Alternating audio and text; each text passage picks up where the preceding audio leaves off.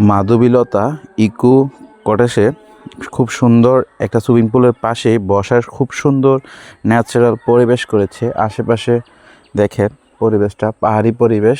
শ্রীমঙ্গলের আশেপাশে যে চা বাগান থাকে, বিভিন্ন গাছপালা, বিভিন্ন ধরনের সুন্দর সুন্দর রিসোর্টগুলো থাকে।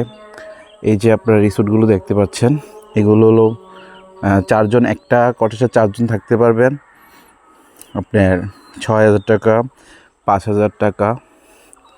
তো এখানে যেটা আপনারা ম্যাক পাহাড় রিসোর্ট, এটা একটা রেট। আর এখানে আছে আরও কিছু রিসোর্ট, মানে বিভিন্ন বিভিন্ন রেটে রিসোর্টগুলো আছে। আপনারা চাইলে খুব স্বল্প রেটে আপনারা নিতে পারেন। সেজন্য আপনাদেরকে দেখানোর জন্য চলে আসলাম। দেখেন অসাধারণ। এই যে এখানে উপরে একটা আছে, নিচে একটা আছে, এগুলো ৫,০০০ করে। আবার এখানে ৪,০০০ করে এগুলো আছে।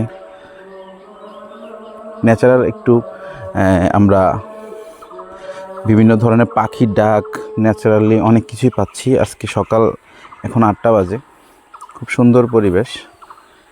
এই দেখেন আরও অনেকগুলো কটেজ আছে। আর এই কটেজের এই সামনাটা খুবই সুন্দর। আমরা এই কটেজটা উঠেছি, এটা ৬,০০০ টাকা নিয়েছে। অসাধারণ ভিউ।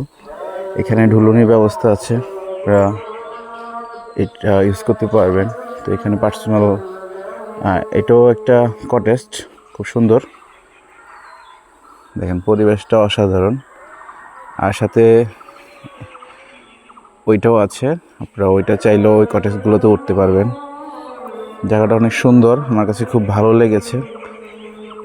তো আপনারা যারা শ্রীমঙ্গল আসবেন, এমন ন্যাচারাল পরিবেশে যারা থাকতে চান, আশা করি ওদের কাছে ভালো লাগবে।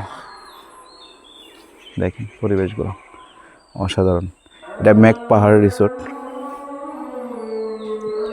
এটা মাতাল হাওয়া, বসন্ত বিলাস, বিভিন্ন বিভিন্ন নামে দিয়েছে।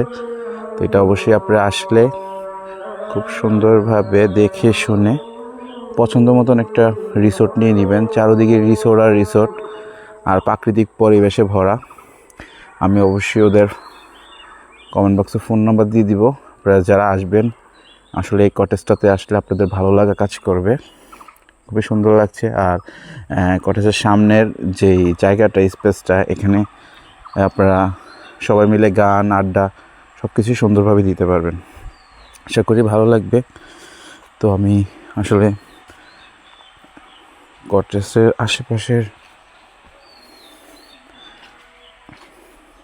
সৌন্দর্যটা দেখানোর চেষ্টা করছি।